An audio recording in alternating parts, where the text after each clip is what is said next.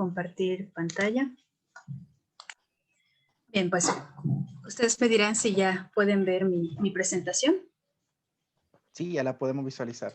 Muy bien, pues vamos a comenzar con esta plática que es de, bueno, mejor lo voy a hacer pequeño para que se distinga un poco más. No, yo veo la parte de las ventanitas donde están todos. ¿Ustedes también ven eso? Bueno, ok. Pues vamos a comenzar con este que es el taller de implementación de esquemas criptográficos, obviamente a nivel básico. Lo que vamos a hacer es un repaso de todo lo que es, digamos, sobre la capa de aplicación, lo que es la seguridad informática, como de alguna manera nosotros estamos utilizando ciertas operaciones o ciertas herramientas criptográficas sin saber exactamente cuáles son los componentes que se requieren, que se necesitan definir, pues para que se pueda aplicar de manera correcta en la criptografía. Bien, entonces este curso pues tiene como objetivo justamente eso, ¿no? Que ustedes observen, que sepan identificar los componentes básicos que definen a la criptografía y algunas implementaciones en los lenguajes que comúnmente se utilizan. Y bueno, pues la meta es que ustedes pues capturen esa motivación, ese interés en utilizar las herramientas criptográficas en las aplicaciones que ustedes utilizan o desarrollan en sus trabajos. Bien, entonces tenemos como introducción, en un escenario básico de comunicación, pues normalmente son dos entidades, ambas que quieren comunicarse. En el ámbito de la criptografía son conocidas como Alicia y como Beto, y esas dos entidades quieren establecer un canal de comunicación. Sin embargo, ese canal de comunicación no necesariamente mantiene seguridad, no necesariamente es seguro porque puede ser susceptible a varias cosas. Entre ellas están ataques de intercepción, que es la más común. Imaginen que estaremos en un cibercafé o en un café simplemente platicando con el mejor amigo, la mejor amigo, entre amigos, entre compañeros, y estamos hablando, ¿no? El sonido que hay entre cada una de las mesas parece ruidosa, no se entiende en realidad qué es lo que está hablando la mesa de al lado. Sin embargo, si nosotros prestamos un poquitito de atención, sí logramos capturar cuál es el mensaje que hay entre esas entidades. Algo similar vamos a considerar en la intercepción, cuando... disculpen, recuerden que estamos en casa, permítanme, por favor. Bien, entonces tenemos aquí considerado el punto de la comunicación segura entre dos entidades que es susceptible a la intercepción, que digamos que es como un primer ataque de seguridad, en donde hay un adversario, que también en la cuestión criptográfica le denominamos Carlo o Eva, alguno de los dos, y esta entidad la vamos a tomar como una adversaria porque está interesado o interesada en identificar el mensaje que hay entre la entidad Alicia y la entidad B. Bajo esas características, discúlpeme, permíteme.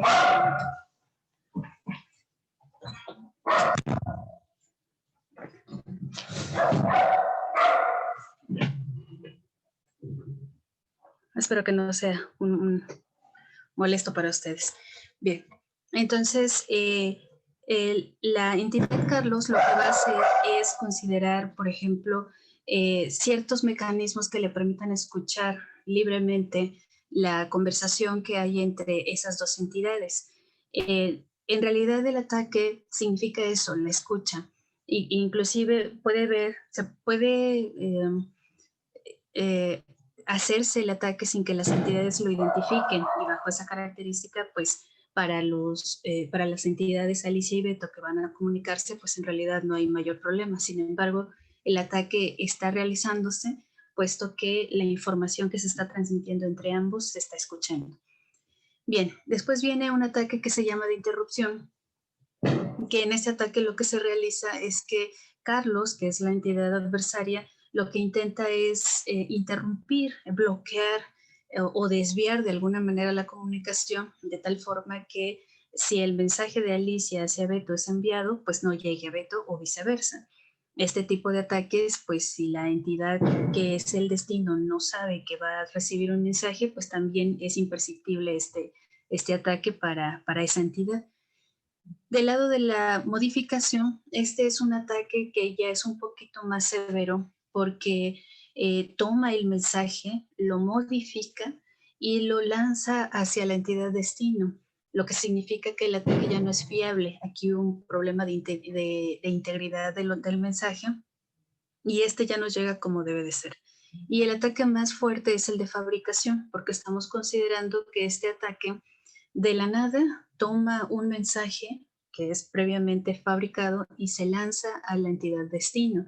Bajo esta característica, pues este ataque podría considerar muchos problemas porque se puede usurpar de alguna manera a Alicia o a Beto, dependiendo de quién está emitiendo el mensaje, y quien lo recibe, pues puede creer que ese mensaje efectivamente viene de cierta entidad. Bueno, bajo esa característica, pues estos 4 modos de ataque tienen que considerarse en un esquema, en un escenario de seguridad y establecer cómo poder protegerse ante ellos. Bien, entonces, ¿cuál es la idea? Pues la idea es tener un escenario seguro.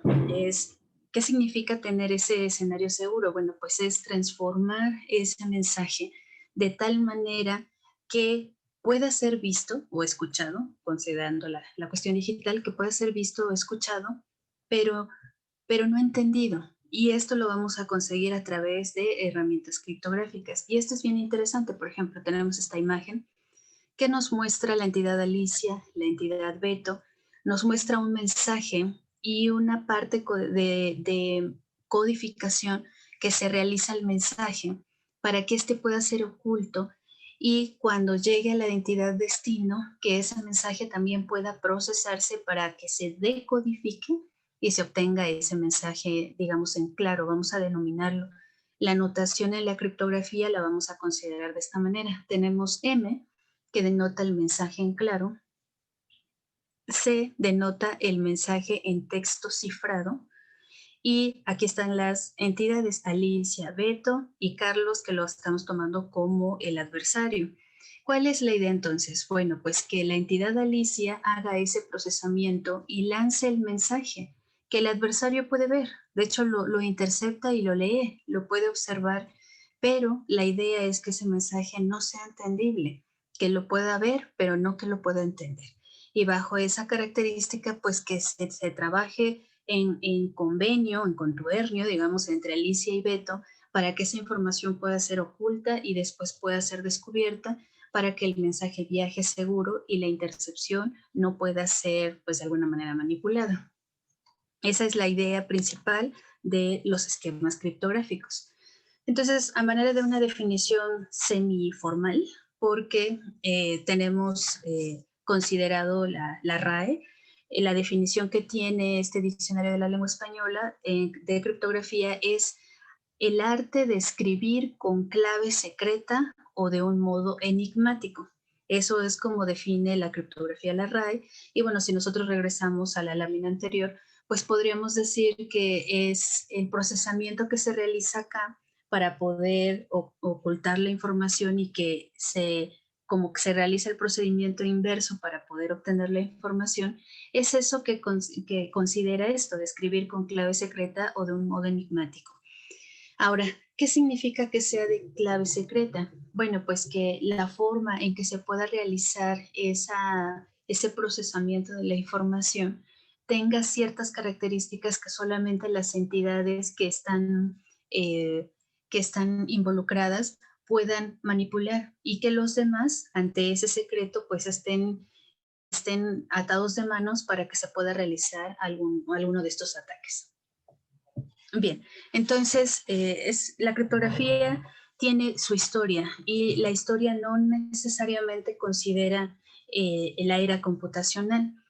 De hecho, la criptografía clásica la vamos a denominar como aquellas herramientas o técnicas que se utilizaban para ocultar la información. obviamente las computadoras pues son relativamente jóvenes, considerando la era de la humanidad. Cuando las computadoras no existían, las comunicaciones como ahora nosotros las trabajamos, también había mecanismos que permitían proteger la información ante adversarios o ante entidades no deseables o maliciosas.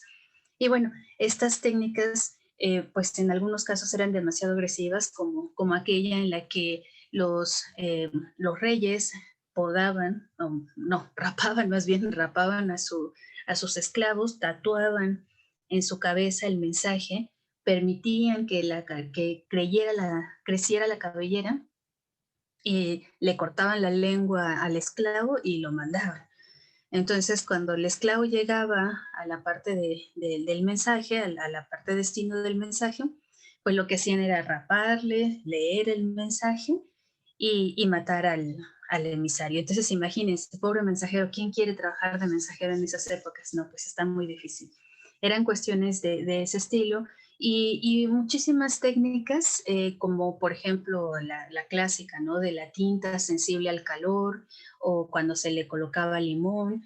Eh, los, había otra técnica en la que, por ejemplo, hacían como barras, como escritorios, escribían el mensaje puliéndolo, delineándolo, digamos, en la madera y después colocaban cera encima para que no se viera el mensaje. Entonces, había acuerdos entre las entidades para que estos mensajes pudieran de alguna manera llegar. ¿Cuál era la idea? Bueno, la idea era que se acordara el mecanismo y que hubiera una forma de ocultar la información y una forma de descubrir o de ocultar, si lo quieren ver así, dicha información.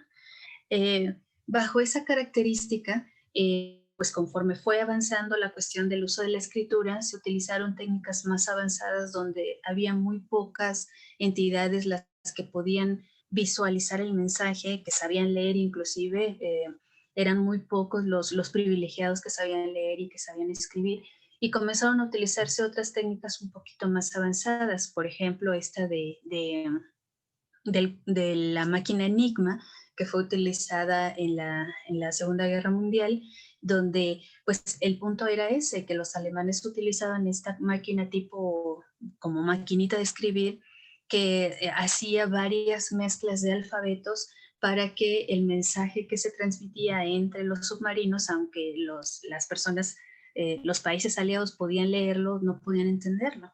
Entonces, bajo esa característica, pues estudiaban, se consideraba, por ejemplo, la estadística, la manera, pues, de poder elegir la clave o la llave que permitía abrir ese mensaje era realmente difícil.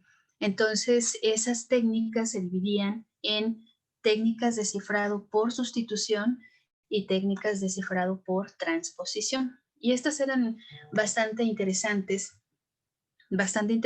porque cada una tenía como que sus propios eh, formas y sus propias complejidades. Había todavía muchas más, sin embargo, estas dos eran bajo la clasificación de la criptografía clásica. El cifrado por sustitución era uno de los más altamente utilizados y no tiene otro objetivo más que cambiar de un alfabeto a otro. Es decir, si mi texto en claro estaba en un conjunto de símbolos, el texto cifrado estaba definido con otro conjunto de símbolos y había algo que empataba entre ellos que permitía hacer esa sustitución y que después pudieran regresar para que se entendiera el mensaje. Entonces, en este sentido, el cifrado de sustitución, el más conocido es el cifrado César, donde se utilizan dos alfabetos y como lo mencioné en su momento, la palabra en claro, que para este caso es zorro, resultaba en una palabra cifrada que es til. Bien, nos quedamos por lo pronto con este. ¿Qué podemos decir de los cifrados por sustitución? Hay varios componentes que tenemos que identificar. Se usan dos alfabetos, uno que va a representar el alfabeto en texto en claro, es decir, el idioma o las palabras, el mensaje que nosotros estamos entendiendo, y el alfabeto del texto cifrado, que es aquel que va a contener o con el que se van a desarrollar pues las palabras que no estamos entendiendo. Bien, ¿qué otra cosa más creen ustedes que se necesita para que podamos realizar esta sustitución de una letra por otra de tal manera que esta que es entendible resulte esta que no lo es? A ver, manitas arriba. Quisiera que no sea esto un monólogo y que podamos interactuar. ¿Qué creen ustedes que falta en este cifrado por sustitución? Sin pena, por favor.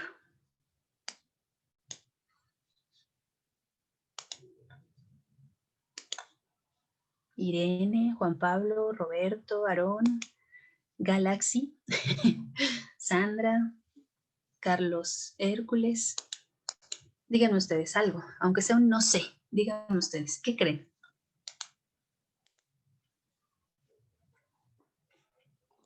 ¿No se animan a participar? Hola, buenas noches. Quizás algún tipo de llave para poder abrir el mensaje, así como usted mencionaba. Muy bien, Melvi, exactamente. Falta aquí qué es el secreto que requieren ambos para poder regresar ese mensaje. Entonces voy a apoyarme de un pequeño... Uy, a ver, permítanme. Yo sé que no lo están viendo, permítanme un momento, lo voy a compartir.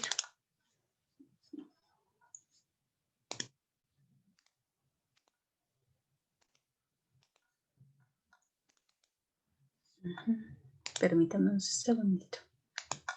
A ver.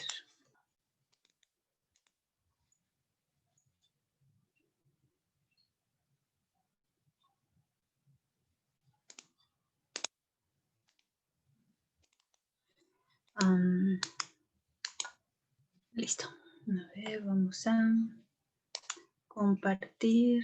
Voy a compartir.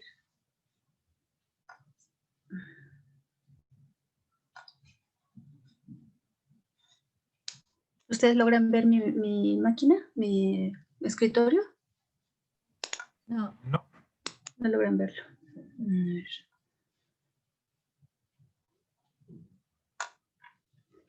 No me deja, es que no me deja compartir el escritorio, así que voy a tener que compartir uno por uno. Bueno, a ver, tenemos entonces que es el cifrado de César, y vamos a definir esos componentes. Vamos a definir como ¿sí lo están viendo? El archivo en Excel. Sí, se visualiza. Sí, ok.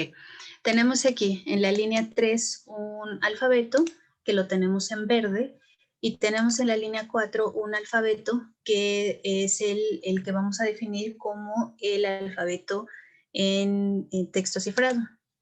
Una nomenclatura que nosotros utilizamos es que que es el alfabeto verde, está en minúsculas. Las letras que están en minúsculas implican un mensaje en claro o un texto en claro, y las letras que están en mayúscula implican un texto cifrado. Entonces, si yo coloco, por ejemplo, aquí, mi nombre y le pongo Lourdes, estoy escribiendo mi nombre en texto en claro.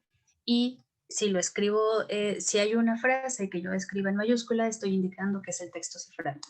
Bien, entonces el cifrador de César lo que tiene es que toma dos alfabetos. El verde es el texto en claro y el negro en mayúscula es el texto cifrado. Si nosotros definimos, para este caso, una posición, pueden ustedes observar que haya una relación entre ellos, donde esté la letra en minúscula, la voy a reemplazar por la letra en mayúscula. Esa es la idea. Bien. Tenemos entonces que A es igual a U. A es el texto en claro, U es el texto cifrado. C es el texto en claro, W es el texto cifrado. Aquí lo que estamos diciendo es que el texto en claro se recorrió 20 posiciones para que pudiera hacerse esta analogía. Es decir, la A se tuvo que recorrer para que llegara a esta posición la U. Bueno, bajo esa característica tenemos un empate entre esa relación, y podemos considerar entonces que cada 20 posiciones nosotros vamos a colocar o vamos a sustituir la letra. Entonces, si le colocamos números, vamos a tener del 0 al 25, que son 26 símbolos. Y si coloco yo a la A y la recorro 20 posiciones, entonces vamos a estar en la U.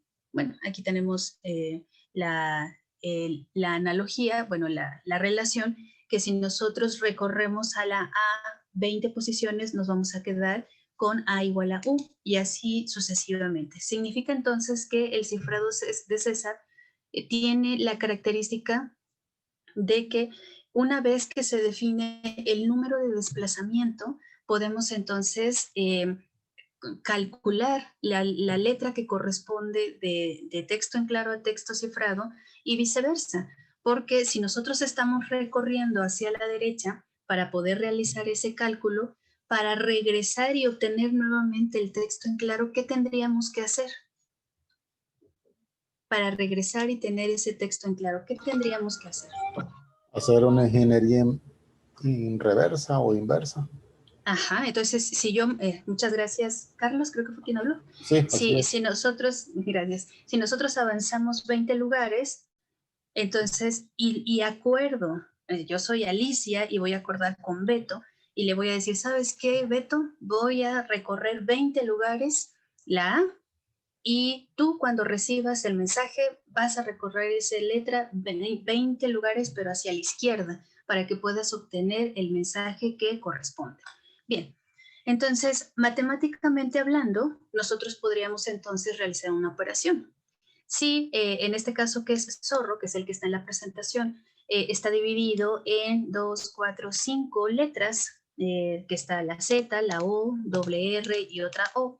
Entonces, podríamos hacer prácticamente esa, visualizando como lo tenemos aquí, es muy sencillo, donde tenemos a la Z y ubicamos a la Z en minúscula. Recuerden que es la letra en minúscula, es el texto en claro, y la vamos a sustituir por la T, la tenemos aquí. Luego la O anda de este lado y la vamos a sustituir por la I. Luego la R la tenemos aquí y la sustituimos por la L, y así sucesivamente hasta que terminemos el mensaje. Bueno, así a simple vista es sencillo, es sencillísimo. Podemos nosotros identificar fácilmente cuál es el cifrado. Por ejemplo, vamos a agarrar, por ejemplo, el nombre de Miguel. Ahí está Miguel. Y entonces, ¿cuál sería para Miguel su texto su texto cifrado?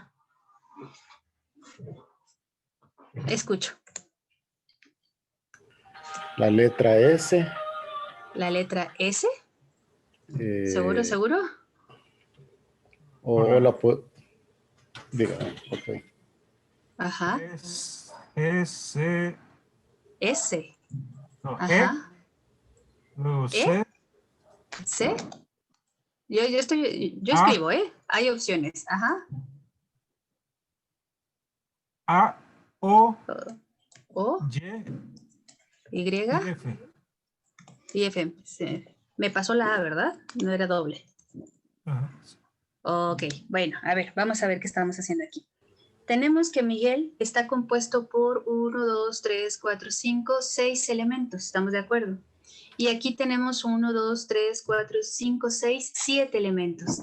Desde aquí ya tenemos un problema, porque no empata la extensión del mensaje de entrada con el mensaje de salida. Y recuerden que esta información es 1 a 1. Bien, bajo esa característica tenemos un primer error. 1, 2, 3, 4, 5, 6, son 7 elementos contra Miguel, que es 1, 2, 3, 4, 5, 6 elementos. ¿Sale? A ver, ¿quién dice yo? Otra combinación. Voy a intentar nuevamente. A ver. G. A ver, ¿qué? Está bien. Sigue. ¿Quién quiere participar? Es que escuché voz de hombre y de mujer. C. G. Ok. C. G. GCC, ¿otra vez? A, no, ¿A? una. GCA ¿A? para mierda. GCA. O, Ajá. Y, o Y, ajá, ajá. Y F. F. Bueno, vamos a ver. Ahora dice aquí, Miguel. Tenemos aquí esta parte. Ok, ahí está la G. Después la I. Ok. Después la G. ¿Dónde anda la G? Ya se me perdió. Acá es una A. Muy bien. Después la Miguel, la U, que es una O. Ok. Después una E, es una Y. Muy bien. Y después es una L, que es una F. Muy bien. Casi, casi. Muy bien. Se parecen mucho. Hubo por ahí un pequeño errorcillo, pero en general sí es entendible la idea. Ahora, esto es visual. Esto es visual.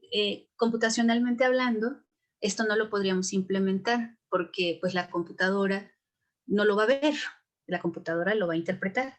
¿Cómo lo podríamos entonces de alguna manera implementar? Bueno, pues transformando este movimiento en una ecuación que podamos generalizar en un programa. Entonces, si nosotros le damos, como en este caso, números, valores numéricos a cada una de las posiciones en el abecedario, podríamos reemplazar esos valores numéricos y utilizarlos para considerar el cálculo. Bien, entonces nosotros vamos a considerar que estamos moviendo hacia adelante 20 lugares. Vamos a considerar entonces que aquí estamos sumando. Y consideren que el alfabeto, como bien se muestra aquí, una vez que la Z existe, pues ya no hay más en donde podamos sustituir. Lo que vamos a hacer es que vamos a hacer un círculo y vamos a regresar de la siguiente letra del alfabeto, va a reiniciar con el inicio, valga la redundancia, del alfabeto. Entonces, esto es un esquema modular, así como el reloj, ¿no? ¿Cómo saben ustedes que 18 son las 6 de la tarde? Ah, pues porque 18 entre 12 es 1 y me sobran 6. Entonces, todo es un esquema modular y el resto nos obliga a que siempre tengamos un conjunto de elementos como respuesta. En este caso, si nosotros utilizamos el módulo 26, porque estamos teniendo 26 elementos, significa que el resto no nos va a dar otra operación que nos resulte entre 0 y 26. Bueno, perdón, entre 0 y 25 para este caso, porque el 0 cuenta. Bien, entonces bajo esa característica vamos a utilizar un esquema modular y esto es ampliamente utilizado en la criptografía. Los esquemas modulares son ampliamente utilizados. Algo que ustedes tienen que considerar es que la criptografía no trabaja con números reales, no trabaja con números negativos, trabaja meramente con números enteros positivos. Bueno, bajo esa característica, pues al utilizar el esquema modular, siempre vamos a caer en un elemento de 0 a 25 que podamos transformar a una letra que corresponda ya sea al texto cifrado o al texto en claro. Bien, entonces con esa característica tenemos a zorro, que es la Z que vale 25, le sumamos 20 y esto resulta en 45. Módulo 26 nos da un 19 y un 19 es una T, que es la T de aquí, la T mayúscula. ¿Sí quedó? Entonces, sí es bien importante que nosotros de alguna manera establezcamos la relación, la fundamentación matemática que existe en esa herramienta criptográfica para que veamos en dónde se fundamenta la seguridad. Para este caso, como bien lo mencionaba uno de sus compañeros, aquí requerimos un acuerdo. ¿Cuál es esa situación? Que entre Alicia y Beto primero sepan cuál es la herramienta criptográfica o el esquema criptográfico que se está utilizando. Eso es bien, bien importante. Una vez que se establece esa relación, entonces tendríamos que decir cuál es el secreto que tenemos los dos para que se pueda obtener el mensaje cifrado y se pueda descubrir ese mensaje. Para este caso, Alicia y Beto acordaron que van a utilizar el cifrado de César, para lo cual tienen que hacer esto para obtener la información, y para regresar la información sería exactamente esta misma idea, pero trabajando con la operación inversa. ¿Cuál es la operación inversa? Pues si aquí estoy sumando, entonces en la operación inversa, pues debo de restar. ¿Estamos de acuerdo? Obviamente tengo que hacerle los ajustes aquí porque aquí estoy sumando. Entonces, si en uno estoy sumando, en el otro tengo que restar. Hago la operación inversa para que se pueda regresar la información y hacer nuevamente el cálculo con la resta establecida. Entonces, vamos a decir que es este menos este y se hace el módulo. Y aquí dice que sería 5 y el 5 vale F. Bueno, hay por ahí algún error de Excel, pero bueno, cuando uno suma, esa es mi operación principal en el esquema de cifrado. Cuando resto, es mi operación principal en el esquema de descifrado. Y se utilizan dos operaciones, una inversa de la otra, con una sola clave. En este esquema, la clave, como se puede observar aquí, es 20, que en el cifrado de César es el número de posiciones que se realizan, que se recorren hacia la derecha o hacia la izquierda para obtener el mensaje cifrado o el mensaje en claro. Bien, esa es la parte de la sustitución. También tenemos la parte de la transposición.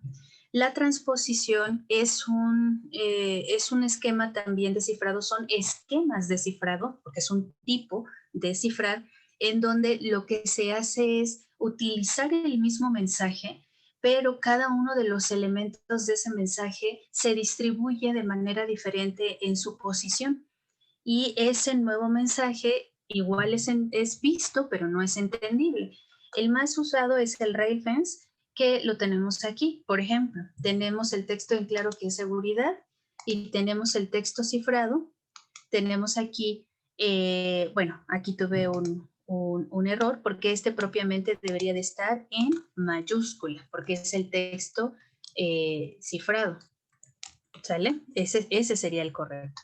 Bien, entonces, bajo esa característica, vamos a considerar el cifrado de ray-fence. ¿Qué es lo que hace? Bueno, lo que hace es dividir el texto en claro en columnas, separando cada uno de los espacios, y después tomar la primera fila, la segunda fila y la tercera fila para formar el nuevo mensaje. Como es en este caso, tenemos aquí seguridad, y después tomamos la primera fila que hace el sub inicial, y después era, que hace el era del medio, y el hit, digamos, que hace el final. Y bajo esta característica, bueno, pues ya tenemos nosotros nuestro mensaje. Es sencillo, es fácil de utilizar.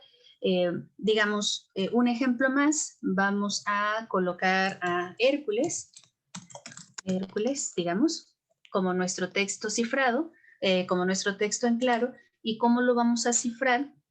Lo vamos a establecer de acuerdo al número de filas en las que yo quiera dividir mi mensaje. Aquí, por ejemplo, estoy utilizando 3, pero puedo utilizar 2 o más, dependiendo de la longitud del mensaje. Imagínense que si nosotros utilizamos 2, ¿cómo quedaría? A ver, manitas arriba. ¿Cómo quedaría si utilizamos 2? ¿Quedó la idea? Hércules. Ajá. Ok, sería H-E. RC. RC, ok. Y después, U-L. Ajá. E-S. E-S. Y entonces se tomaría acá la parte El cifrada, cifrado. el primero, ¿no? Sería H-R-U-E. Ajá. C-L-S. C-L-S. Muy bien. Y entonces tenemos aquí el cifrado de la palabra, gracias Hércules, de la palabra Hércules.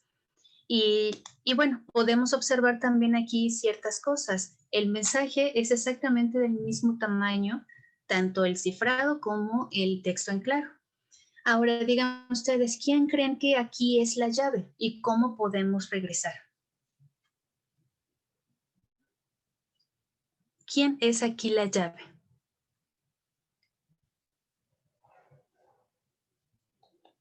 El número de filas. El número de filas, muy bien, muy bien. ¿Cómo podríamos regresar? Bueno, si nosotros sabemos que es el número de filas, a este mensaje lo tendríamos que dividir según el número de filas. Entonces, dividiríamos este entre 2. Tomaríamos, lo voy a poner un poco más abajo, HR, sería H, R, U, E, y después otra vez E, C, L y S, y la forma en cómo leeríamos ahora sería por columnas, así. ¿Sí se ve? Lo formaríamos por columnas. Y bueno, si la primera columna es H, y después E, después R, después C, después ay, me equivoqué, después, ahí está. ¿Listo? Entonces, estas eran técnicas que se trabajaban en la criptografía clásica, sencillas para nuestra época actual, pero muy, muy complicadas para las épocas en las que se generaban. ¿Cuál era el problema que se tenía? Bueno, pues que se podía fácilmente identificar, por ejemplo, con la palabra zorro, pues se veía claramente que había dos letras, iguales, y según el idioma en el que estuviera escrito, pues se podía identificar qué tipo de palabras tenían esta forma. Bueno, voy a regresar a la pantalla, voy a regresar a la presentación. Bien, entonces tenemos aquí la presentación, que es el cifrado por transposición, que es el que acabamos de ver de reference. En esta técnica se distribuyen de diferente manera las letras del mensaje, es decir, es el mismo mensaje, pero con las letras acomodadas de diferente manera. Bueno, entonces ya una vez que empezamos a trabajar con esta cuestión computacional, pues ya hubo un poco más de complejidad en este punto de utilizar la criptografía y de proteger la información. Entran nuevas definiciones de seguridad como los servicios de seguridad, como autenticar, es decir, confirmar o que esa entidad es quien dice ser, la integridad de la información, que esta no haya sido modificada, la confidencialidad, que es justamente que el mensaje sea visto solamente por las personas o las entidades involucradas, el control de acceso, que solamente sean accedidos a los servicios las partes involucradas. Y bueno, bajo esta característica y con esos servicios de seguridad viene la criptografía moderna, que está dividida en dos, que es la criptografía de llave simétrica y la criptografía de llave pública. Los algoritmos de cifrado que usan una llave para realizar el cifrado y el descifrado son de llave simétrica, como los que nosotros acabamos de ver en la criptografía clásica. Y de la criptografía de llave pública son aquellos que utilizan una llave para realizar una operación privada o secreta y otra llave para realizar operaciones públicas. Bien, bajo esa característica, pues la llave simétrica está definida de esta manera. Tenemos una llave de cifrado, una E de encryption, con el mensaje y una llave que nos va a dar el texto cifrado y una función de descifrado, lo voy a hacer un poquito más grande para que la puedan observar, una función de descifrado que tiene un mensaje cifrado, una llave y pues el texto en claro. Podemos observar aquí que la K es la misma para ambos procedimientos y lo importante aquí son dos entidades, Alicia y Beto, dos algoritmos, el cifrado y el descifrado. En muchas páginas de internet, inclusive algunos libros, a la función de descifrado la traducen como encryption. Bueno, es encryption. Traducen como encryption, la correcta es descifrar. Bien, entonces se utiliza una llave secreta para ambos, obviamente un mensaje en claro y un mensaje cifrado. Los esquemas que hay de criptografía de llave simétrica son por bloques, es decir, que el mensaje puede ser muy extenso, pero se va dividiendo en bloques y por bloques se va cifrando de manera independiente o de manera consecutiva, dependiendo del tipo de modo de operación que se esté utilizando. Existen los esquemas de cifrado, los más comunes, los más usados es DES, triple DES y AES. Por ejemplo, triple DES es el cifrador que se utiliza en los cajeros automáticos. El AES es uno de los cifradores que se utilizan, por ejemplo, para proteger otro tipo de información, o los que se utilizan en el handshake, en el HTTPS, para que se pueda cruzar la información en páginas web o en sistemas web de manera segura. Y por flujo está este que es RC4. ¿Por qué lo menciono? Porque es el algoritmo o el esquema de cifrado simétrico que se utiliza, por ejemplo, bueno, sí, que se utilizaba, el que más se utilizaba en las comunicaciones inalámbricas, por ejemplo, en los esquemas en los módems, perdón, bueno, aquí en México es Telmex, no sé allá en El Salvador cómo se llama, pero se utilizaba, por ejemplo, el protocolo web, que estaba basado en RC4 y 100% vulnerable. Se utilizaba mucho la intercepción, ahí estaba. Se utilizaba también bastante la usurpación, porque una vez que se tenía cierta información de la cadena, ahí iba en claro parte de la llave. Y bueno, pues obviamente eso era altamente vulnerable. Y bueno, unas notas importantes que podríamos considerar de la criptografía de llave simétrica es que son muy eficientes, de hecho son utilizados para que se pueda desarrollar el cifrado de grandes bloques de información. Ahí nada más lo único que varía es el modo de operación que se utiliza. Las entidades tienen pues un secreto que si lo mantienen, pues no hay forma, bueno, siempre hay forma, pero vaya, matemáticamente hablando, no debiera haber la forma de que se pudiera vulnerar esa secrecía entre ellos dos.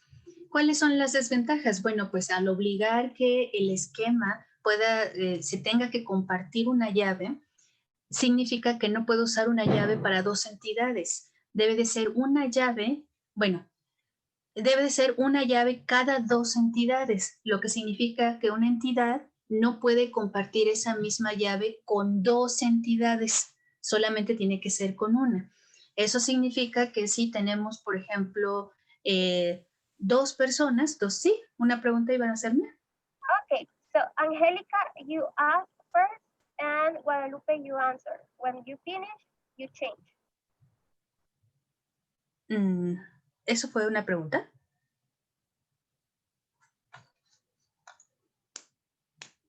¿Sí?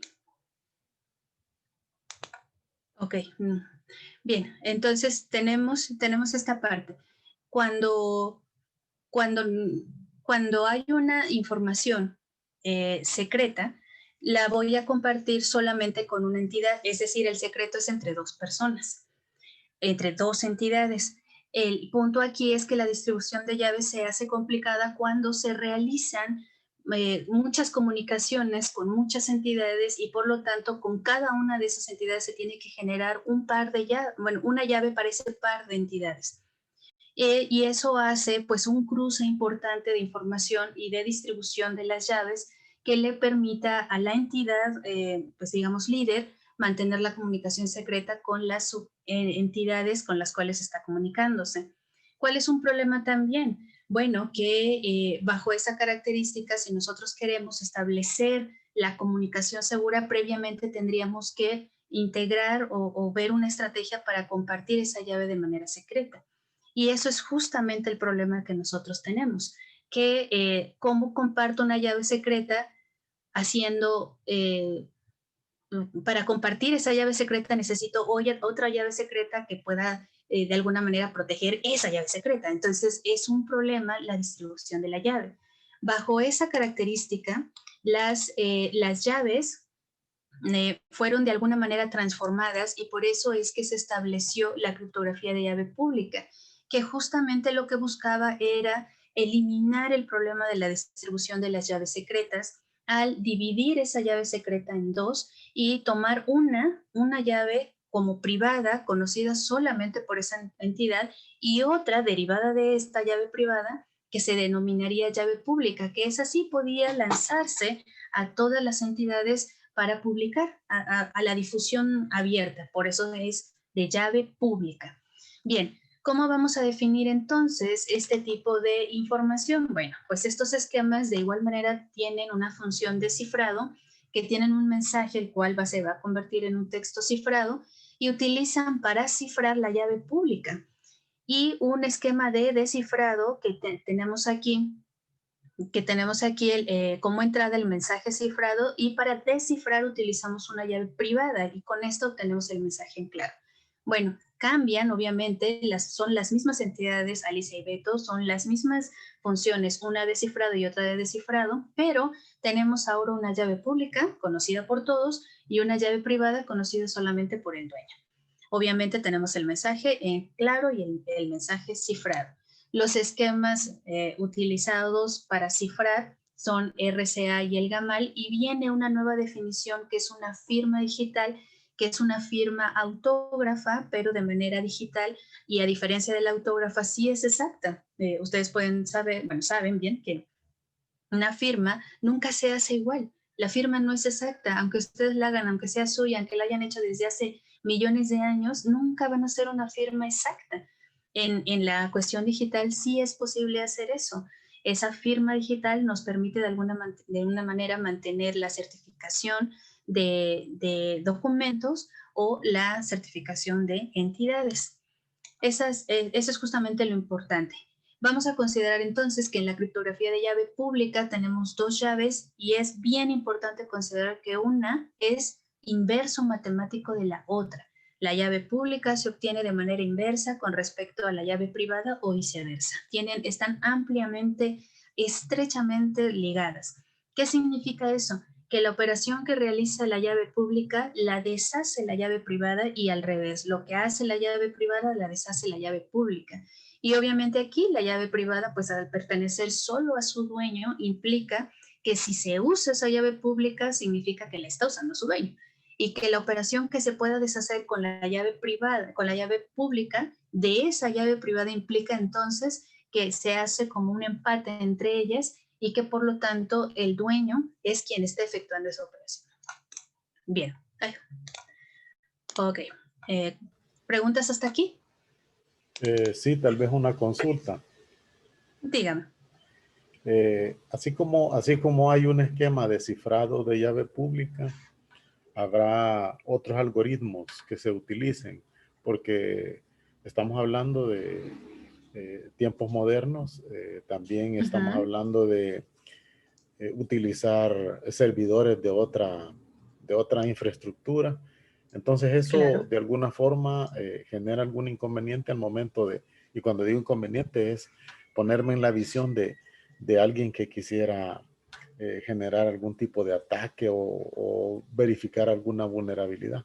Por ahí va mi consulta. Gracias.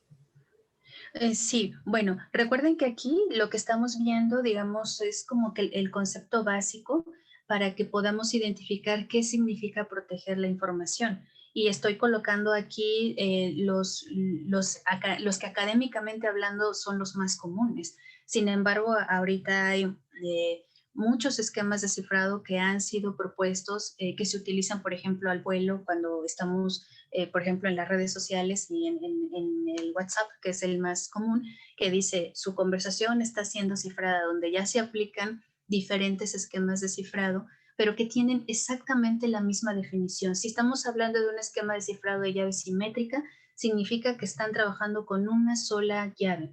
Y si están utilizando un sistema de cifrado de llave pública, significa que están utilizando dos llaves, una privada y una pública. Ahora, la combinación que se usa en este tipo de esquemas forma protocolos seguros de comunicación, y esos protocolos son los que se aplican justamente para verificar, para proteger la información o inclusive para utilizar herramientas de prevención contra ataques.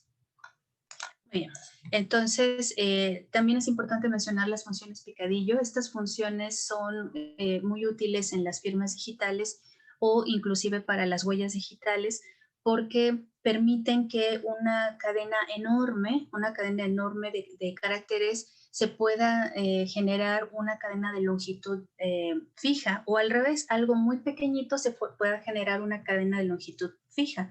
Por ejemplo, si nosotros queremos en el NIP, justamente el NIP de nuestro banco, que es de 4 dígitos, podemos ingresarlo. M sería, por ejemplo, mi NIP de 1, 2, 3, 4. Y al aplicarle la función picadillo, me va a generar una cadena H de longitud N, que puede servir como llave secreta ante los esquemas de descifrado de llave simétrica.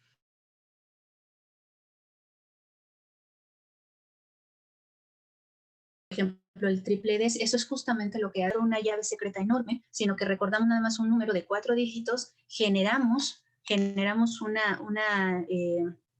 de alguna manera generamos información que me permita utilizar el esquema sin la obligación o sin la necesidad de memorizar un número enorme de información.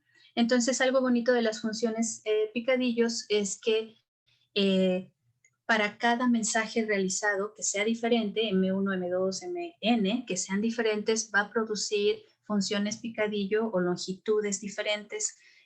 Si yo ingreso una sola siempre, M siempre igual, entonces siempre me va a arrojar H. Entonces tiene varias características la función picadillo, pero la principal de ella es que es susceptible de colisiones. Obviamente, al recibir un mensaje de longitud arbitraria, pues es obvio que en algún momento va a haber una colisión con respecto a esta H minúscula que genera. Sin embargo, dada la muestra que nosotros tenemos en nuestro idioma, pues esa probabilidad realmente es muy pequeña. Bien, y entonces el esquema de cifrado de RCA es el que más se utiliza, es el ampliamente utilizado en las cuestiones de certificados digitales, en la certificación de documentos, en la notaría digital, en el HTTPS. Bueno, es ampliamente utilizado el RSA, pero más en su esquema digital que en su esquema de cifrado. Sin embargo, sí es importante puntualizar la diferencia entre uno y el otro. En el esquema de firma digital, en el esquema de cifrado, se utilizan las llaves D, E y N. No es que sean 3 llaves, en realidad son 2, pero la llave privada está definida como D con el módulo N y la llave pública está definida como E con el módulo N. ¿Cuál es la idea de un cifrado? Bueno, que como se supone que todo mundo conoce la llave pública, si, por ejemplo, Pablo, que estoy viendo aquí, quiere mandarme un mensaje a mí, lo que va a hacer es tomar mi llave pública y aplicar la función de cifrado.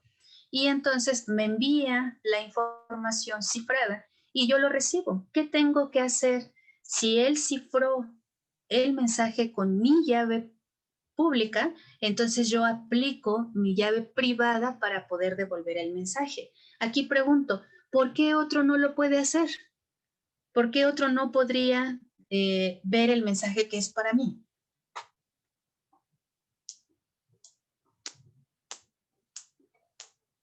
¿Sí quedó la idea de la pregunta? Ya estamos por terminar. A ver, platíquenos. ¿Por qué no se pudo? ¿Será que hay una combinación de las llaves? Porque ha mencionado que se usa tanto una llave pública y una privada. Y Así obviamente es. la privada es la que únicamente podría verla quien lo recibe. Y obviamente quien se la ha compartido. Muy bien, muy bien. Esa es la idea. Que todos sepan cuál es mi llave pública para que quien me quiera mandar un mensaje cifrado la utilice y que cuando llegue a mí, entonces yo utilice mi llave privada para descubrir el mensaje. Ahí se supone que al ser utilizada la llave pública, cuando yo utilizo la llave privada, pues lo que haya hecho la llave pública se cancela o se invierte y puedo ya ver el mensaje. Del lado de la firma digital tenemos la misma idea, pero al revés. En la firma digital se utilizan, como pueden ustedes observar, las mismas llaves, pero aquí usa la llave privada para firmar el digesto del mensaje, porque la firma digital RSA está como limitada en la extensión del mensaje. Entonces lo que utiliza es el hash del mensaje, que por muy grande que este sea o por muy pequeño que este sea, siempre cifra un tamaño en específico, el que se deriva de la función picadillo. Entonces, esa llave privada se utiliza para cifrar ese mensajito, el del picadillo. Ahora, ¿qué corresponde? ¿Cómo se verifica la firma? Bueno, quien tenga la llave pública va a aplicar el descifrado, la función de descifrado, y si se devuelve el mismo picadillo que se trabajó cuando se firmó, entonces significa que la firma es válida. Aquí tenemos algo bien peculiar, porque si yo firmo ese mensaje con mi llave privada, ¿quién puede descifrar ese mensaje? ¿Quién puede descifrar ese mensaje? Cualquiera que tenga la llave pública. Exacto, cualquiera que tenga la llave pública. Bajo esa característica, pues uno dice, ¿para qué lo cifras si todo el mundo lo puede descifrar? Entonces, lo único que me garantiza la firma digital es que se está cifrando con la única persona que tiene esa llave privada. ¿Y quién es? Pues el dueño de esa llave. Entonces, así de alguna manera se garantiza que el dueño está participando. No es, al contrario, no es una... no es una duda, sino que es una garantía que es el dueño quien la está usando, puesto que se supone el dueño es el único que conoce la llave privada. Por eso es una firma digital. Bien, entonces el algoritmo de cifrado de RCA, considerando las cuestiones matemáticas, pues se ve así como lo tenemos en esta parte.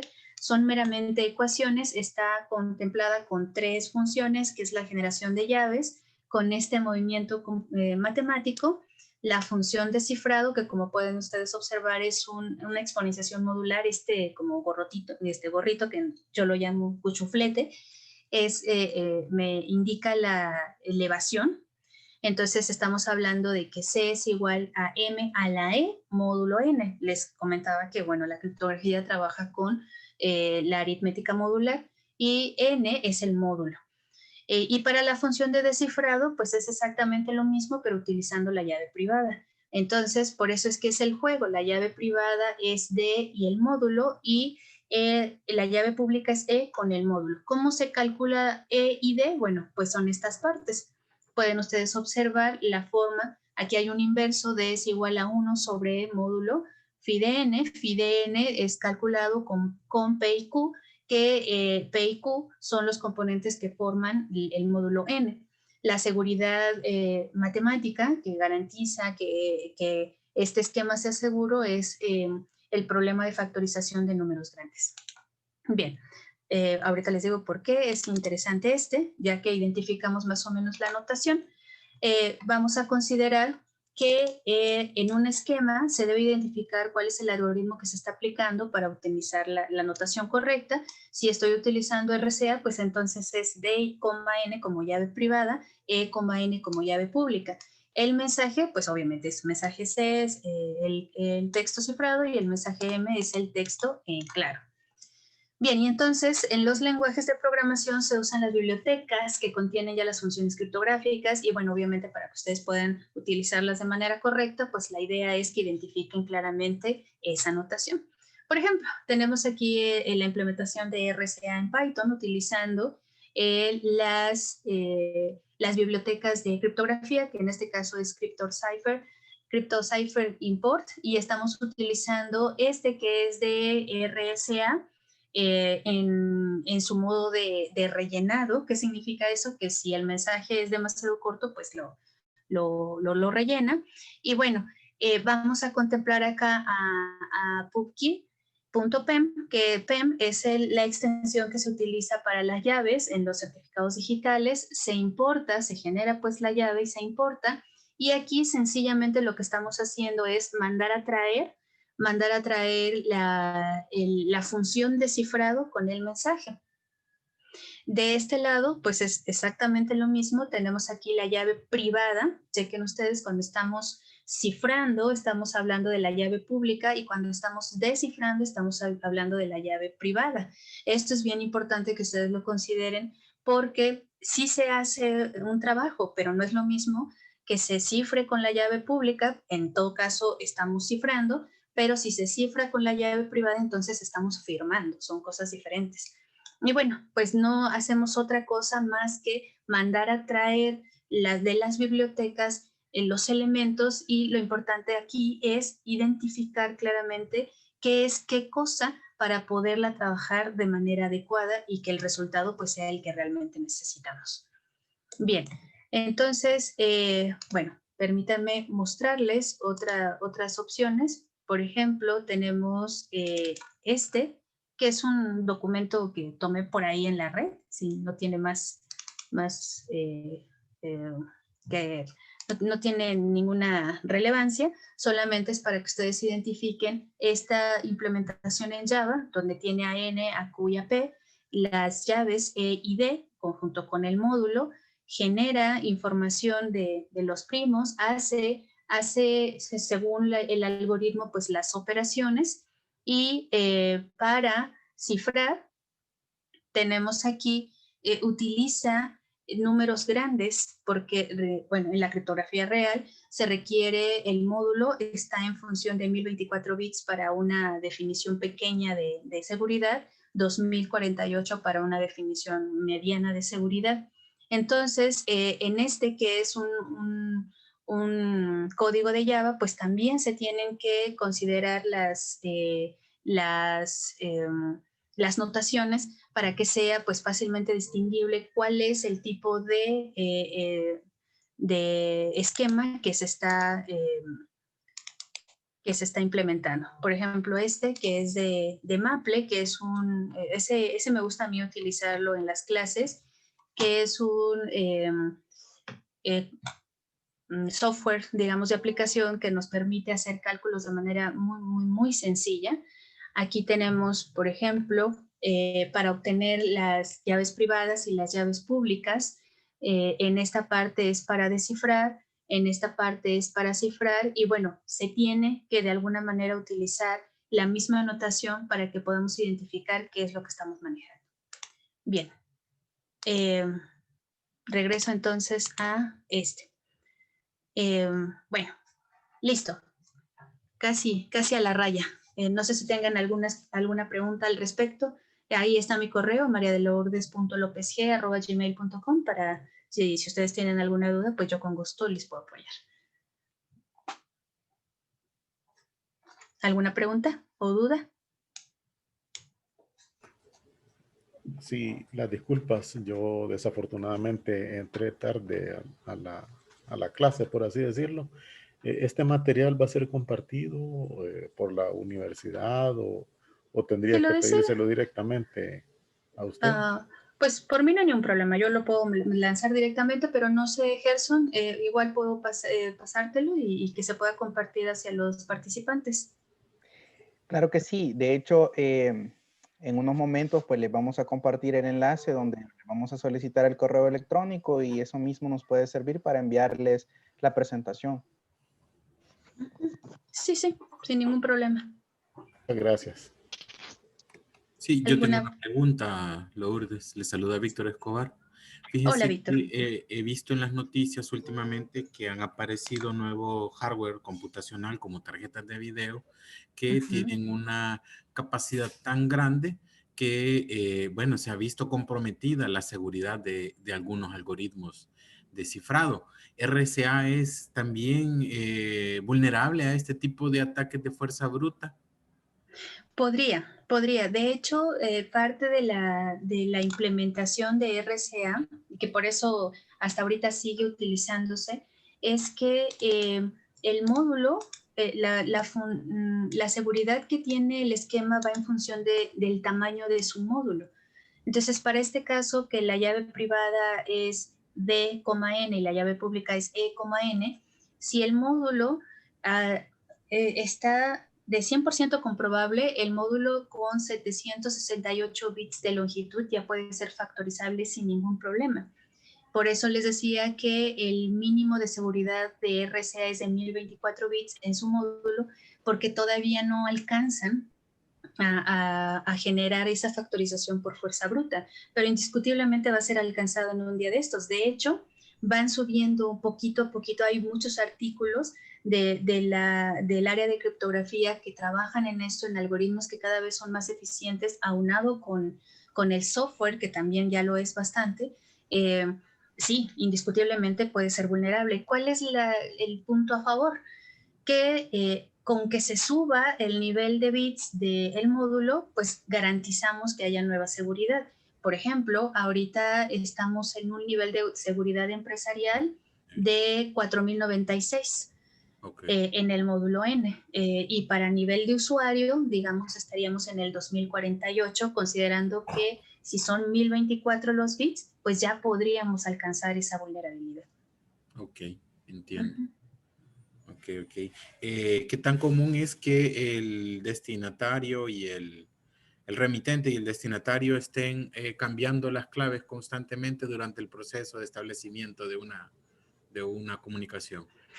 Pues, por ejemplo, los servidores, cuando se utiliza un HTTPS doble, es decir, tanto el servidor como el cliente se autentiquen y se digan quiénes son, cada vez que se apertura esa sesión se genera una nueva llave. Y eso pues garantiza pues que haya más seguridad que si fuera estática. Los sistemas de seguridad que están trabajando inclusive no esperan días para poder cambiar la llave, sino que lo hacen bajo ciertas características, bajo cierto tiempo. Por ejemplo, los tokens que se utilizan cuando se ingresan a los portales de los bancos, tienen esa funcionalidad de que sea lo más aleatorio posible el cambio que se realice para proteger la información. Tan solo en los años 40, cuando estábamos hablando de la Segunda Guerra Mundial, el código de Enigma se cambiaba cada 24 horas. Entonces sí debe de ser constante el cambio de la información de las llaves para que éstas se mantengan protegidas.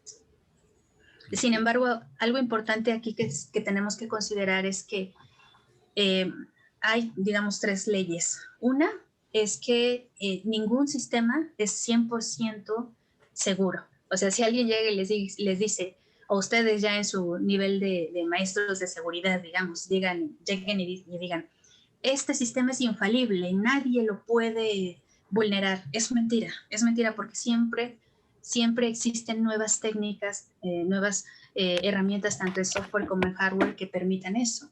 Entonces, por eso decimos, bajo este escenario el esquema es seguro. Si nos salimos de ese escenario, pues no podemos asegurarlo.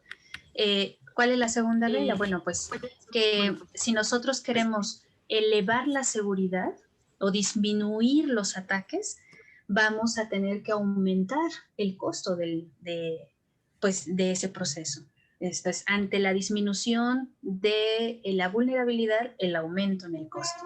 Y la tercera es que normalmente, y esa es la más peligrosa en realidad, que normalmente los esquemas criptográficos no se vulneran. Lo que se vulnera es al usuario. Entonces podríamos decir que los esquemas criptográficos no son vulnerables, se saltan. Es decir, aplicamos la ingeniería social y es ahí a donde se ataca, a la parte humana, no a la parte matemática o de aplicación. Ok, muchas gracias. ¿Alguna otra pregunta? Sí, yo tengo una consulta adicional ahí, siempre con el tema de la administración de infraestructura y servidores. Obviamente hoy ya tenemos una unidad de almacenamiento de disco duro con mayor volumen, y esto implica también el volumen de información que vamos a almacenar. Si estamos hablando de granjas de servidores y todo eso, tendríamos que aplicar alguna criptografía diferente por el volumen en el cual estoy ahorita haciendo la visión, o siempre podríamos aplicar la forma básica, la cual ha compartido esta noche. No, en realidad sí hay diferencia entre los volúmenes. Por ejemplo, existen esquemas de cifrado para que podamos cifrar, por ejemplo, todo un disco duro. Aquí hay herramientas que son ¿cómo se le llaman? De modos de operación que se utilizan para cifrar grandes volúmenes de información, porque lo que se hace es una distribución como eficiente de los bloques, y entonces ya cada bloquecito puede ser cifrado por AES, por ejemplo, se me ocurre. Entonces aquí el punto es saber cómo distribuir los bloques para que la información pueda ser segmentada y cifrada, ya sea de manera paralela o secuencial, y que cada vez que se requiera, pues todo un disco duro con toda la información que se tenga se cifre y se guarde de manera cifrada, y cuando se reinicie, digamos, ese servicio o esa computadora, pues se descifre toda la información. Aquí se utilizan modos de operación normalmente que se programan, digamos, en hardware, cuando se utilizan, por ejemplo, los FPGAs o, bueno, se utilizan, ¿cómo se llama? PHDL. Normalmente se utilizan lenguajes de programación de ese estilo que ayudan a que esa implementación sea mucho más eficiente. Aquí no es tal vez que sea un diferente esquema de cifrado, sino más bien una forma diferente de distribuir la información para que ésta pueda ser procesada de manera diferente, de manera eficiente. Muchas gracias. Bueno, no sé si tengamos tiempo, Gerson, para un par de preguntas más. Sí, claro. De hecho, estaba viendo el chat. Aquí nuestra amiga Iris Roxana Palacios tiene un interrogante. Dice, buenas noches, doctora, una consulta. ¿Estos cifrados tienen que ver con el tratamiento matricial de la información? Se me vino esto a la mente cuando habló que la llave pública es la inversa de la llave privada, tal como funcionan las matrices y su inversa. Gracias de antemano por la respuesta. Gracias. Pues yo en este caso, justamente aquí, estoy mostrando la forma en cómo se toma el inverso de la llave pública con respecto a la llave privada.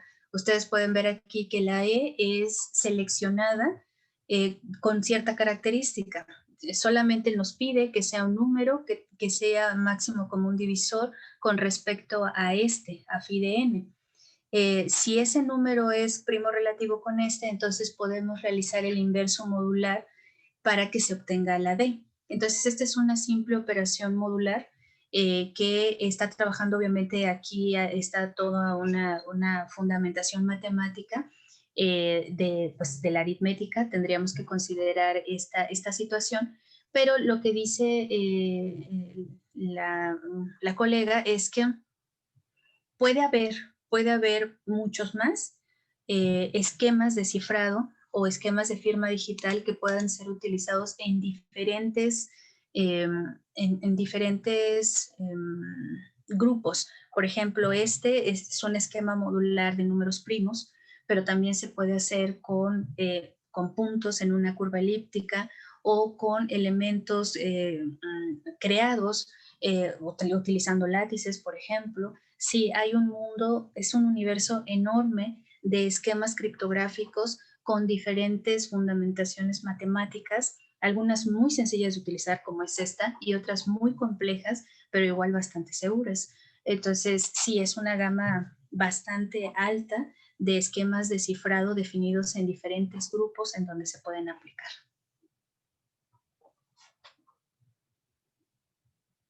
Bueno, de hecho, voy a hacer un comentario.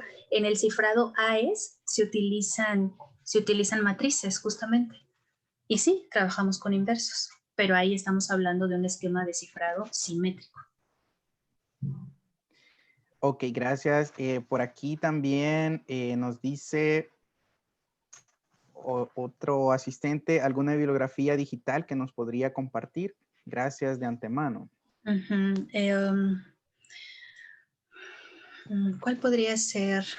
Hay un libro que se llama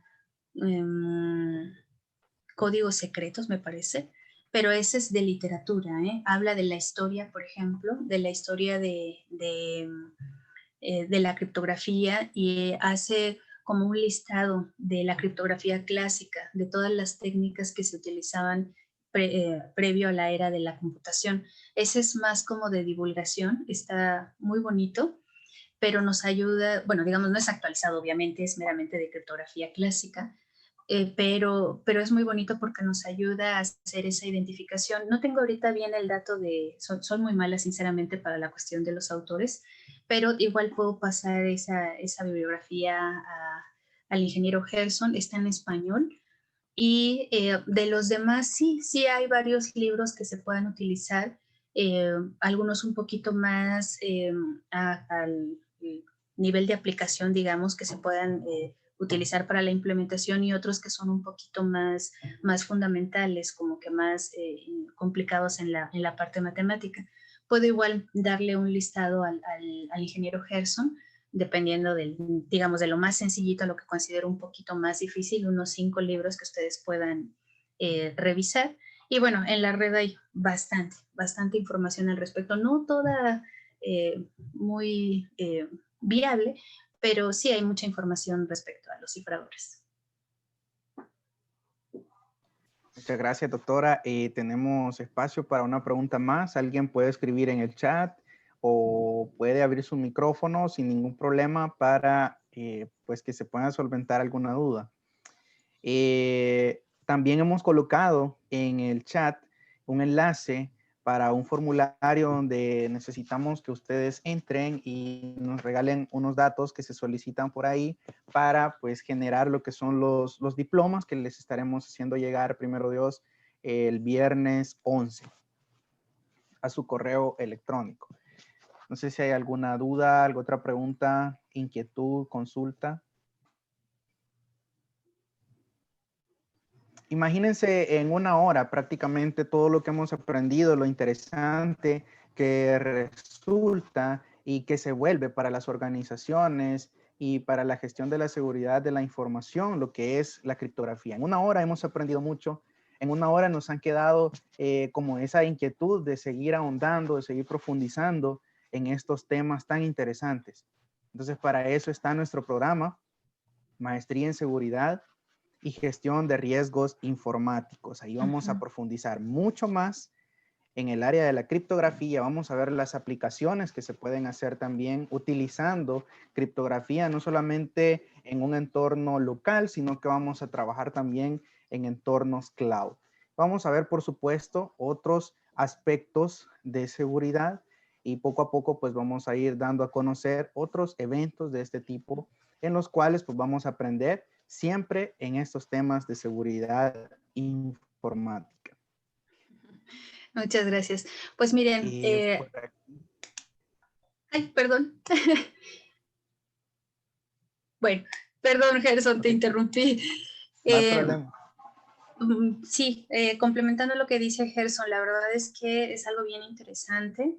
Nosotros como docentes estamos en la parte teórica y ustedes como integrantes de una industria nos nutren mucho con la parte práctica, porque en todos los años que yo he estado dando clases me he encontrado con problemas que se les suscitan en sus empresas que a mí no se me hubieran ocurrido. Entonces es muy grato saber que se les apoya con el conocimiento para que ustedes formulen estrategias y eventualmente generen escenarios protegidos en sus empresas en donde están laborando o donde son dueños. Esto es bien importante. Y además también considerar que no solamente es la criptografía como parte de la seguridad, sino que también estamos hablando de la criptografía a nivel de red, en la cuestión de análisis forense, y bueno, esta que es una criptografía a nivel de aplicación, es bien importante porque este programa abarca todo ese estilo, todos los elementos que pueden considerar para la seguridad, por lo cual es muy valioso que en su momento vean cada una de esas características de seguridad y puedan aplicarlas. Y bueno, pues yo con gusto participaré con ustedes. Listo, ahora sí, Gerson, muchas gracias. Ok, gracias, doctora. Aquí tenemos algunos comentarios. Bueno, Cari García, por ejemplo, bueno, Cari García está cursando la maestría en Seguridad y Gestión de Riesgos Informáticos, ¿verdad? Y dice, la felicito, es una gran maestra en dicha materia y la recomiendo y les recomiendo que se animen. Entonces, no me cabe la menor duda, ¿verdad?, de que esto así es. Imagínense, repito, qué interesante. No solamente hemos visto la parte teórica del algoritmo, sino que solo, pues también conocimos cómo se va a implementar en los lenguajes de programación que se están utilizando mucho. Roxana Palacios nos dice, muchas gracias, doctora y personal de la UDB, muy enriquecedor el taller. Qué bueno que tengan esas opiniones, para eso estamos, ¿verdad? Para compartir conocimiento, para generar conocimiento y para estar siempre en la vanguardia de la tecnología. Vamos a ver, muchas gracias UDB y doctora por todos los conocimientos compartidos. Muchas gracias doctora, dice Aaron López. Héctor Peñate, excelente, una valiosa información y aprendizaje, muchas gracias. Carlos Hércules, agradezco el compartir su conocimiento, aunque entré tarde, pero muy buen detalle de su parte, muy amable. Melvin Landaverde nos dice muchas gracias por compartir su conocimiento. Y nosotros pues como Universidad Don Bosco, como posgrados, también le damos nuestros más sinceros agradecimientos por tomarse este tiempo, pues sabemos de que es un esfuerzo extra, ¿verdad? El que usted está haciendo, sabemos que son horas diferentes en las que estamos El Salvador, México, sin embargo, pues tenemos muy buena comunicación, digamos, esa relación profesional, ¿verdad? Que nosotros siempre hemos manejado. Usted, como lo mencionaba, desde los inicios de la maestría, pues nos ha apoyado, nos ha compartido ese conocimiento y pues ahora estamos una vez más muy agradecidos y siempre vamos a estar en comunicación para que nos siga brindando ese conocimiento y esa experiencia. Muchas gracias. Ya saben, lo que necesiten con gusto, estamos en contacto. Le mandaré la información al ingeniero Gerson. Y bueno, también igual en la presentación está mi correo por si quieren realizar alguna comunicación en individual, pues con muchísimo gusto. Y bueno, a la orden. Muchas gracias. Bien, entonces solamente les voy a solicitar que si no se han inscrito en el formulario, por favor lo hagan para hacerles llegar su diploma de participación. Muchas gracias por la asistencia y estaremos siempre pues dando a conocer eventos de este tipo. Ha sido un gusto. Mi nombre es Gerson Serrano y de igual manera estoy siempre pendiente para servirles en lo que necesiten. Muchas gracias, Gerson. Muchas gracias, Lourdes. Pasen buenas noches. Gracias, gracias a todos. Hasta luego. Hasta luego. Feliz noche. Bendiciones para todos. Amén. Gracias, buenas noches.